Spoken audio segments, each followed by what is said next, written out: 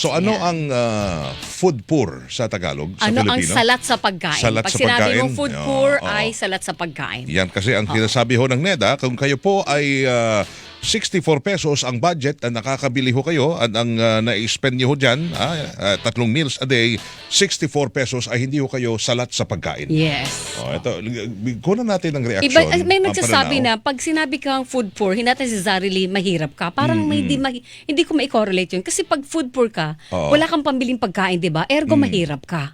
So hindi mo pwedeng ihiwalay yung kahirapan sa pagiging food poor, tama? Linawin natin. Yan. Kunan natin ang reaction. Kasi iba-iba ang pananaw din ho natin. Correct. Kung meron akong pananaw na, itong 64 pesos yan ay para bang you can survive. Survive ka, makakakain ka pag meron kang ganung halaga. Yes. Meron ka pa rin mabibili sa halagang 64 pesos. Pero ang tanong naman, Pero, bakit mo pipilitin ang sarili mo mag-survive lang dahil wala kang pambili, ayun correct? na nga. Kaya Exactly. the list na, baka tanggalin na natin yung sasabihin yung puro kayo, puro kayo. Siguro yung termino na ginamit lang mali. Yan, sige, alamin na nga natin sa isang eksperto mismo. Yan. Oo. Si Professor Emmanuel Leyco, nasa linya na natin at mapaparoon natin ho siya. Professor, magandang umaga po sa inyo. Welcome po sa Double Wang, sa Double B. Prof, Good morning good po. morning.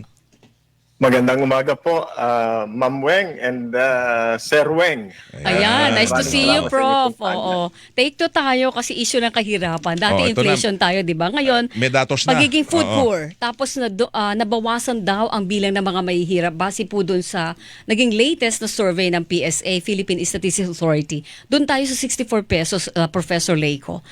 Yung bang 64 pesos ay akma pa na pagbatayan ng gobyerno para po sa 3 pagkain ng bawat Pilipino kada araw?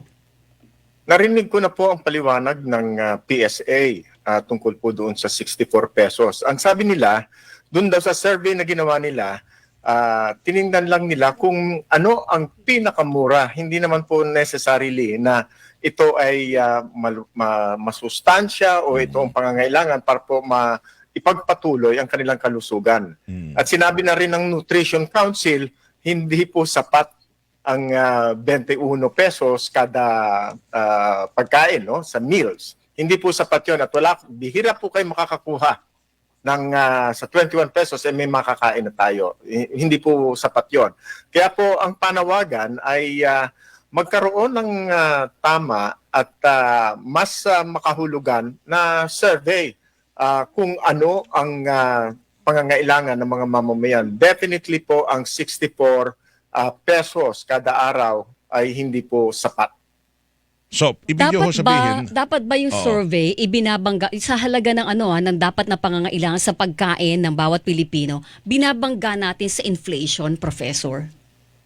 Kasama na po 'yon, kasama ang inflation. Pero hindi lang po 'yon ang ating dapat na konsiderasyon, kundi tingnan po natin ang nutritional requirements. Yun. Ano po ang sustansya ng mga kinakain at nabibili ng halagang 64 pesos kada araw.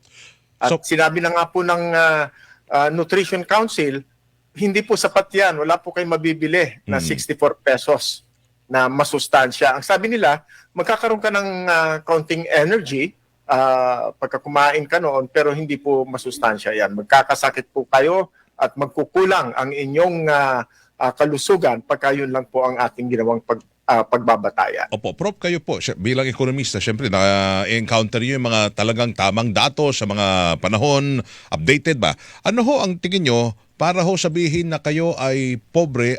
Ano ang dapat nyong magiging gastusin sa isang araw para sabihin na kayo ay salat sa pagkain? Aabot ba ito siguro pag mga 200 pesos? Hirap po kayo sa buhay pag 200 pesos lang ang panggastos nyo sa pagkain. Oho, 200 pesos nga po. Mahirap makakuha ng ganyang klaseng pagkain. Per day. Marami po na yung mga nasa karito, nasa mga pero hindi po masustansya. Kailangan po ay dagdagan. Maski na po ang Bureau of Jail Management humihingi ng dagdag.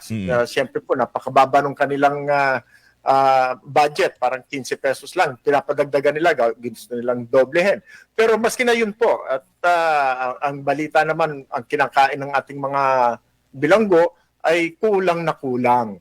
Kaya po ang dapat na maging batayan natin dito ay ang kalusugan. Ano ba ang mga masustansyang pagkain na dapat makuha ng ating mga kapatid na mga mamamayan. Kung itatama po natin yung datos ng tamang budget sa pagkain ng bawat Pilipino, nangangahulugan po ba yan, Professor, na mas lalaki ang bilang ng mga survey natin o sa official data, lulobo yung bilang ng mga mahihirap? Ay, tama po kayo. Dahil doon sa pahayag na yan ng PSA, marami na po ang nagduda na ang kanilang batayan ng pagtaya ng kung ilan ang mga mahihirap ay mukha pong hindi makatotohanan. Kung kaya po siguro mas mahalaga po yung sinasabi ng social weather station, yung mga self-reporting datos, no? Mga sinasabi nila na nagugutom sila o kaya nakaka-experience sila ng hindi inaasahan o hindi hinihiling na pagkagutom. Kasi meron ding mga tao na nagmi-miss ng kanilang pagkain kasi po nagda-diet. Pero ang yung mga intermittent fasting. So, menos gastos sila. Menos gastos sila. Pero mas mahalaga po yung pangkaraniwang mamamayan. So ibig ba sabihin Ang doon ating kung pagbabasehan natin ng datos ng NEDA na 64 pesos, tapos yung survey, kumpara doon sa survey na ang tao ang nagsasabing hindi ako kumakain ng ganito kasi wala akong pambili, mas realistic pa yung sa survey kaysa doon sa mga lumalabas na datos ng PSA. Ay, tama po kayo.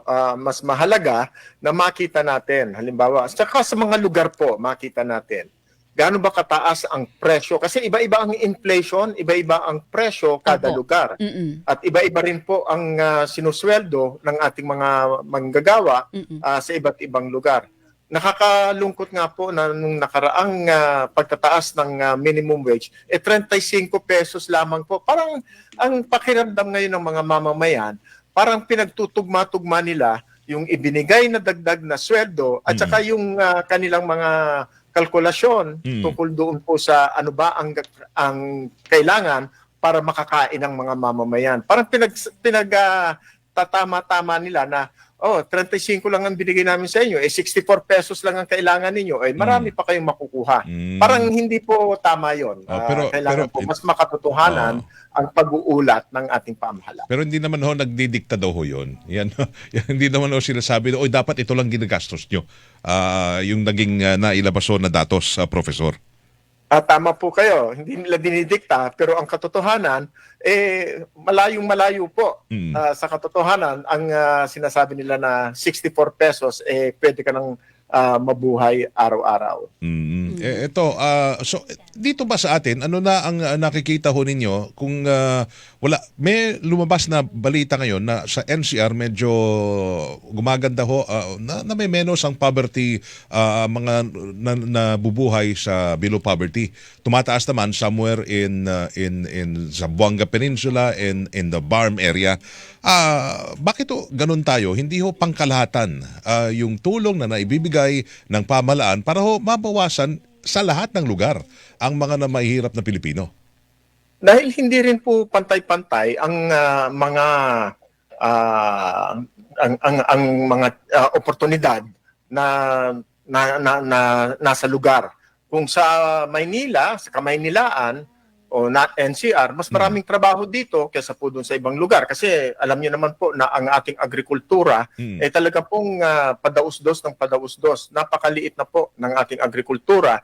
Kung nandoon kayo sa mga agricultural areas, talaga pong wala na kayong kikitain at magugutom ang mga mamamayan doon sa mga lugar na umaasa lamang po sa agrikultura. Ngayon, hahanap sila ng trabaho, pupunta ho sila sa NCR o kaya po doon po sa mga urban centers natin na mas marami ang mga trabaho. Pero ganun pa man, kahit na mas maraming trabaho, maliliit naman po ang sweldo.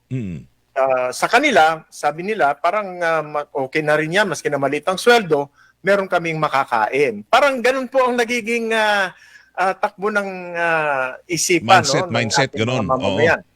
O, Pero sa 64 pesos, pwede na rin yan. Oo. Parang ganun po, lagi Oo. na lang pwede na. Hindi po yun ang Hindi. tugon sa mga pangangailangan ng ating mga Ayun. mamamayan. Pero siguro Oo. sisimulan natin talaga doon yung sa pagtaya ng tama ng gobyerno para sa mamamayan ito. Kasi ang sabi nga ng iba, Professor, pag binigyan mo ng takda na 64 pesos lang ang maaari mong gastusin sa isang araw. Pagkain Hindi lang yan, kasalat sa pagkain. Pag yun lang ang halagang, pag kaya mo nang gastusin yun sa pagkain mo, parang insulto daw po yun sa mamamayan, sabi ng ibang mga organisasyon. Kasi, ibig sabihin nun, kadugtong nun, kulang nga yung alokasyon ng gobyerno para sa poverty alleviation. Kasi ito lang ang tingin mo na, na kaya na ng mamamayan ito, hindi ba?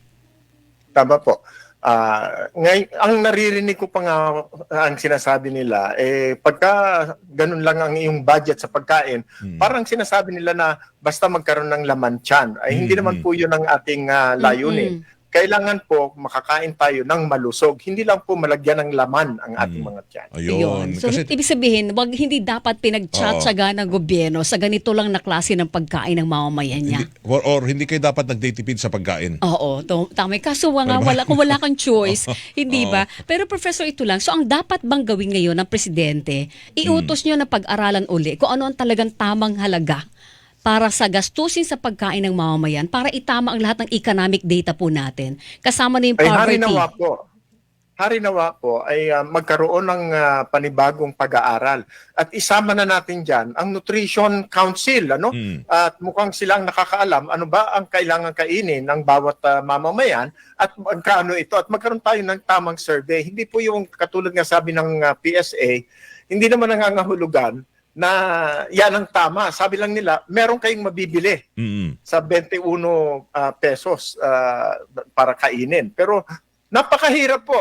Hindi makatotohanan ang ganung pantaya. So, Kaya po ganun- maganda kung ganun magkaroon ng bagong survey at maipakita ano ba ang pangangailangan natin na may sustansya at magkano ito.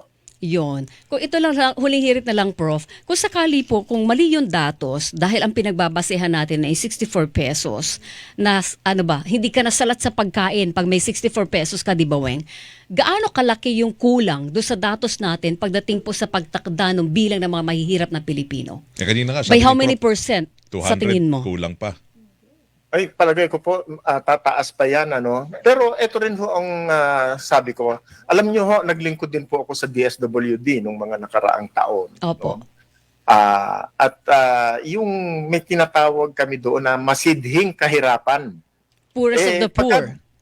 Opo, yung talaga pong extreme, extreme poverty. Yung sa atin siguro, sinasabi nila yung mga isang kahig, isang tuka, kakaunti ang trabaho, konting kahig, so mas marami ang nagugutom. Pero pagka datos po ang ipinapakalat ng ating pamahalaan, parang natitrivialize ang problema ng kahirapan. Dahil ang kahirapan ay kagutuman ang katumbas. So sa akin, gusto ko rin pong imungkahi na ipakita ang larawan ng kahirapan. Hindi lamang po yung datos kasi mas madaling sabihin ay bumaba at 10% na lang. Pero 10% halimbawa ng 110 million is 11 million people. Correct, opo. 11 million Filipinos. Mahirap pong sabihin, mas maganda kung makikita natin ang larawan. Mahigit 10 milyong Pilipino ang nagugutom. Yun. Napakarami po niyan. Okay, para realidad. Alright, Prof. So nako. ito pahabol lang Go kasi ahead. may mga nagsasabi, i-abolish na lang mo siguro yung mga ahensya na yan na gumagawa ng mali-maling datos. Hindi naman tayo abot sa ganun. Tingin nyo na kailangan pa rin ho natin, particularly ang NEDA, kailangan pa rin ho natin sila. Kailangan natin ng datos, pero tamang datos at mas makatotohanan. At ang siguro po ang pamamaraan na dapat na gamitin ay hindi lamang po datos, kundi ilarawan kung ano ang kahirapan. Ano po ba ang nararamdaman ng mga mahihirap? Alright. Ano ba ang pang-araw-araw na buhay ng isang mahirap na yun nga po, ang sabi nila, isang kahig, isang tuka. Hindi naman po laging kumakahig, walang trabaho. Kaya ang pagkahig nila, hindi naman po sapat ang kanilang kinikita. Kaya po, konti ang kanilang nakakain. Dapat po maipakita, mailarawan, ano ang nararamdaman, nakagutuman sa ating pong bansa. Yun. Professor, Salamat. naku, Prof, thank maraming you. salamat po ulit. Okay, magsasawa sa amin dito sa Double Wing sa Double B. Maraming salamat po at makakaasa po kayo. At ito po ang isang issue na lagi po nating binabantayan. Thank you, sir. Thank you. Salamat, Professor. Magandang umaga po sa inyo. Happy weekend. Happy long weekend.